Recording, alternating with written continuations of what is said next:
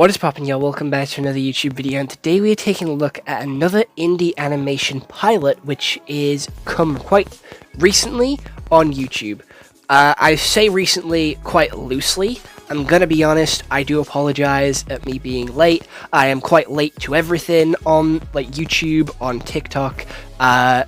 You know, it took me a while to watch this, and then it took me even longer to get this video out, so I do apologize for that. This is a pretty big delay, and I'm sorry I'm late, but it's kind of part of my brand. It's kind of part of my whole thing. I'm late to everything. So with that out the way, let's get into this absolute fucking masterpiece of a pilot, because I genuinely think this is one of the best shows and best concepts that I have ever seen for an indie project yet. And I know I say that quite often, but this one, hear me out, it's fucking brilliant. It opens up with a really interesting hook. It opens up with a mystery of a character murder, which we are yet to meet this character, and it introduces you into this really interesting world where these four characters are quite small and they're on a desk. It opens up with a lot of questions. Why are these four characters so small? Why are they here? Who is OC? Why is he dead? How is he dead? Who is he? And how do these four know him? And why are these four the suspects? Really good opening, really good mystery, and I do believe it gives us a little bit of a song to start with as well.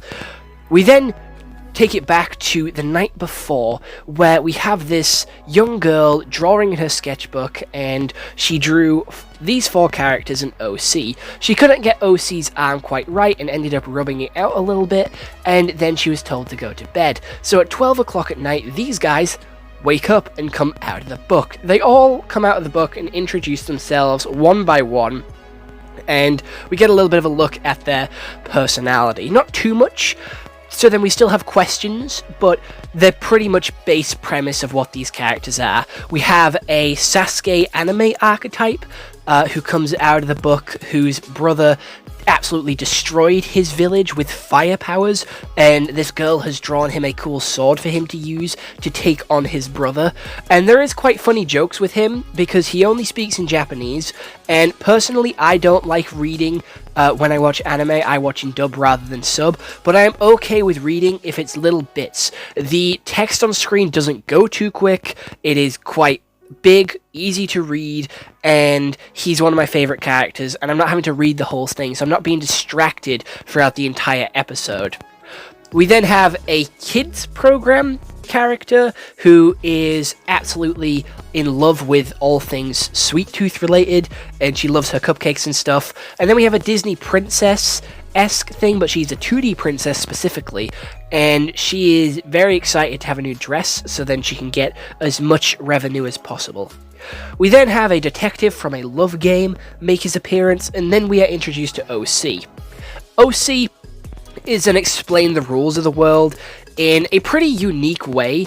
It is just quite a lot of exposition of how the rules work as us being told instead of shown, but it is kind of shown to us as well. It's told to us at the same time it is shown, because we see the clock strike 12 and then the characters come out, and we see the clock get closer to 6 o'clock, and then they tell us, right, it's getting close to 6, it's time for us to pack up so then we can keep our secret. And it is a mix of both, but the way we get explained into the characters in a little bit of a deeper way is through a really interesting story. I really like the story song, because the song goes through all the characters individually, gives you their backstory, gives you what they're about, what they like, and sort of why they like waking up from this book. And after everyone's been introduced, we have each one of them going again with a second round and a second verse of why they're panicked. Because, hey, if she's drawing her own character, what does that mean for us? If she doesn't draw us, we're dead. We're not going to come back. I'm scared for my life. I don't want to die. I want to stay here and stay alive. We then have all their worries subside, they go back into the book, and they wake up the next night with the page of OC being ripped out and missing. Sasuke is covered in mud, and then the other girl is covered in water, and the princess is fine. The detective then sings another song and then accuses them of all killing the OC. So they all sort of plead innocent and point at each other, saying it's not them, it's someone else. So someone is clearly lying. And the dog then barges into the room with muddy paws and paper on his paws. And then, guess who's got mud on him? It's Sasuke. So they all point fingers at Sasuke, and that's where the episode ends with a to be continued. Honestly, that is an impeccable story, an impeccable cliffhanger, which leaves you wanting more. It's a very interesting world, which gives you so much wonder and so much excitement. We've never seen drawings come to life in this sort of way before, and especially with this variation of characters. I like the variety of characters that we have. They're all uniquely different personalities, and their reasons for why they think that they're not good enough. We get a little bit of insight into what they like about themselves, how they present themselves, and then their inner deepest, darkest fears of why they don't think they're gonna be around much longer. Because their shows have ended, their art style's no longer the in thing, and a couple of others. We have a lot of references to other media, very similar to a couple of other indie projects. We have references to The Promised Neverland, which is an anime. We have another judge from that game, Objection! I don't know what the game's called, but that's like the iconic meme from it. We have references to Toy Story, references to Elsa, and they're like the big four that I managed to pick up on. I'm not too sure about any of the others, but there is probably more that I missed. Oh, Funko Pops as well. They're Hot Toys, I do believe, or like no, they're not Pops, they're like Tops or something like that, but you can definitely tell what they are and what they're supposed to be. And I do believe we have My Neighbor Totoro, like pillow, stuffy, plushy, sort of pushed onto the bed as well. Animation style is really good and really clean. It's very smooth and has a very good flow to it. The story does jutter backwards and forwards throughout the story. Like I said, we start in with a pretty big question, a pretty big plot twist, a pretty big plot point, which hooks us in as the audience, and then we sort of learn our way to that point, and then it cuts us off again. And that's what I quite like about this. It keeps cutting us off right before we go somewhere and right before we get to an answer, which makes the questions start flooding in. Like, why is the Cupcake Girl covered in water? Why is Sasuke covered in mud? If they only come out of the book, how did they have enough time to get covered in mud and covered in water? And I really like that. I think that is some key details, and obviously going to lead into what's to come next. If Sasuke is going to be the first one to be interviewed, I personally don't think he's going to be the culprit, because they're not going to set that up to be him as the issue. They're going to follow his trail and find out that he's not done the crime. We're going to follow the second one, they're going to not have done the crime. They're going to follow the third one, and they're not going to have done the crime.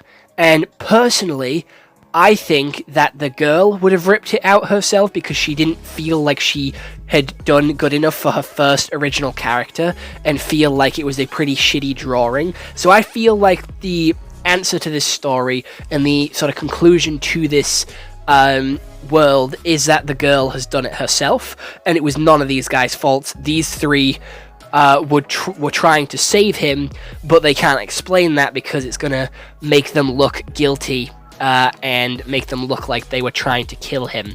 So that's my thoughts on how the story is going to unfold. Do you get it? They're all made out of paper, they're all made out of drawings. Unfold. A little joke there for you.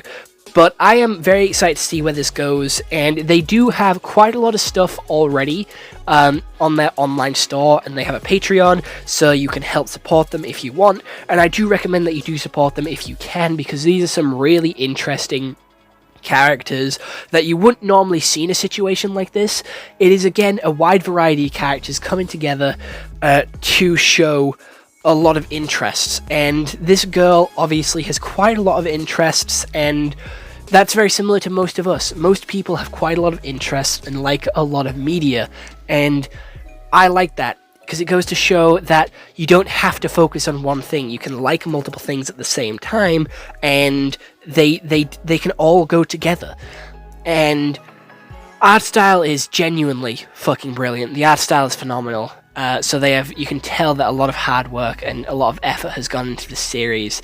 And the songs fucking slap, not gonna lie. It had a really nice beat to it, really nice story, and it's a show about art. It's a show about drawing and letting your creative passion go, let your creative passion be free, and I love that. I like that. Just draw away, be creative, make something, you know? It is brilliant.